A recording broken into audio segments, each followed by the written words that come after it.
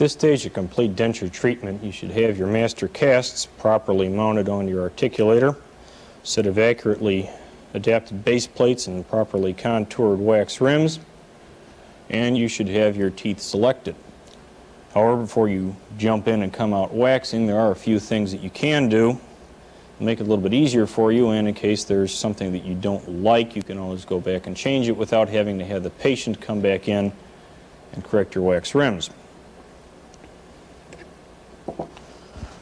First and easiest of these things to do is to mark the midline on the master cast. Most patients part their teeth in the middle, and it's a good idea to have that marked on both the upper and lower cast so that if somewhere during the stage of waxing up you want to change something, you can come back to that. Also, another important thing to preserve is your plane of occlusion. Easiest way to do that is to take a little flexible ruler and mark at a variety of points as you go around the set distance up from the plane of occlusion on the side to cast, say 30 millimeters. Make a mark there, another one here,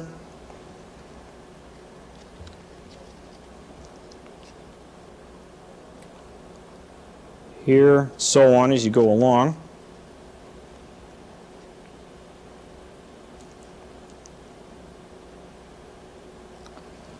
And then taking the flexible ruler, connect the dots. That way if something inappropriate happens, like you leave the wax up in your car out in the sun, or you drop it on the floor, or you just plain get lost, you've got your plane of occlusion marked. You don't have to have the patient come back in to reestablish that. Your incisal pin will maintain your vertical dimension for you. It's also handy to know where the anterior portion of the rim was, because that's going to give you your lip support and final prosthesis. So what you can do is mark from the front of the rim to a point on the heel of the cast.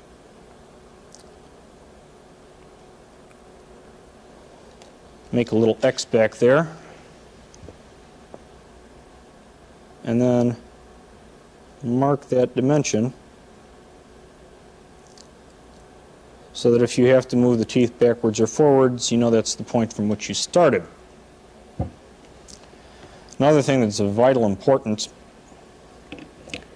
in doing a proper full denture setup is to make sure that the lower posterior teeth are in the correct relationship to the ridge, and so that you don't have to keep lifting the lower rim off and on and off and on. What you can do is, once again, taking your ruler, lay it right over that line. You might want to take a little bit closer look at this while I'm doing it.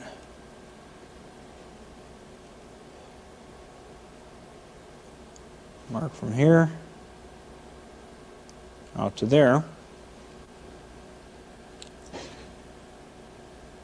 and from here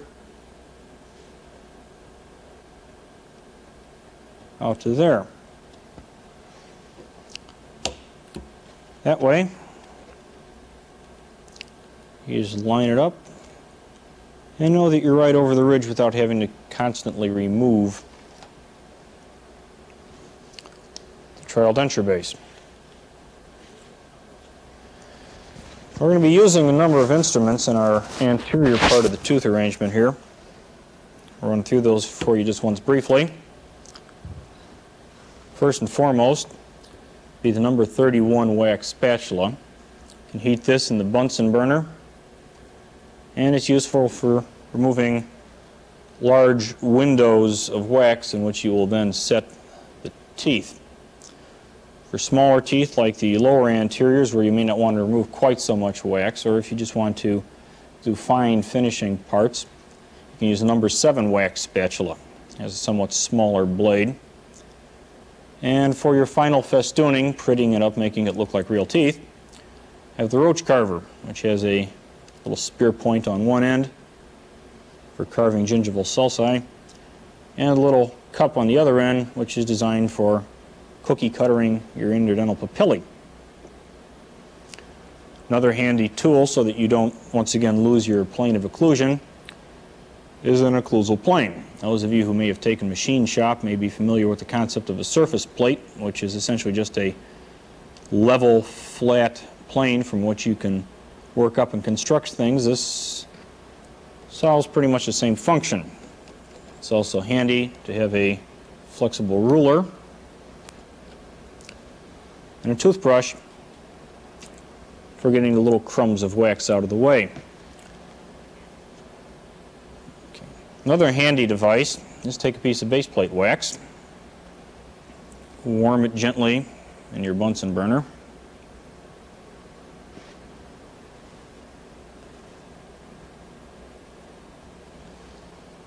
Fold it over on itself once,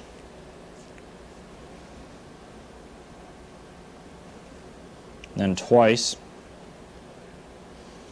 Roll yourself a little cigar here. What you can do is, as you are going along waxing your denture, you can use this like a little pencil to add little dabs of wax to your arrangement rather than having to sit there and ladle wax back and forth with the end of an instrument. All right. Okay, now before we jump in and start waxing, probably wouldn't be a bad idea to take a look at an idealized anterior setup, just so we know what we're aiming for.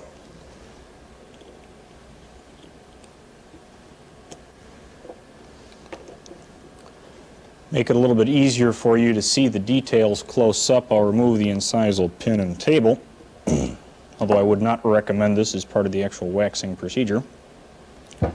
Okay, let's take a little bit closer look at what we've got here now.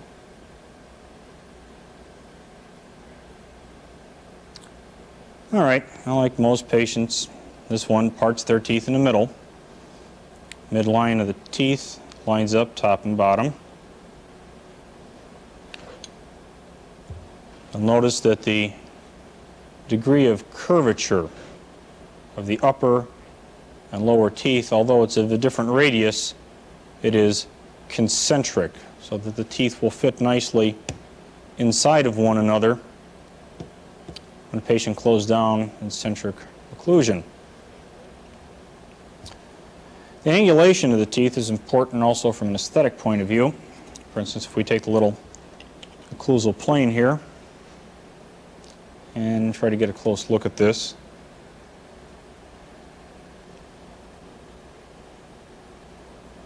Okay. The central incisor is perpendicular to the plane of occlusion, and the tip rests right on the plane. The lateral incisor is canted just ever so slightly towards the distal, and its incisal edge is up off the plane by about 0.5 millimeter, which quite handily is also the thickness of this little ruler. Now the reason why that's lifted up like that is to allow for clearance of the lower teeth when it goes into a lateral motion, like that. See it even clearer on this side. You'll also notice that the cusp tip of the lower canine aims straight up into the embrasure between the lateral incisor and the canine, both in centric and in working motions. Notice also that these two line angles, the mesial incisal line angle of the maxillary canine and the distal incisal line angle of the lower canine,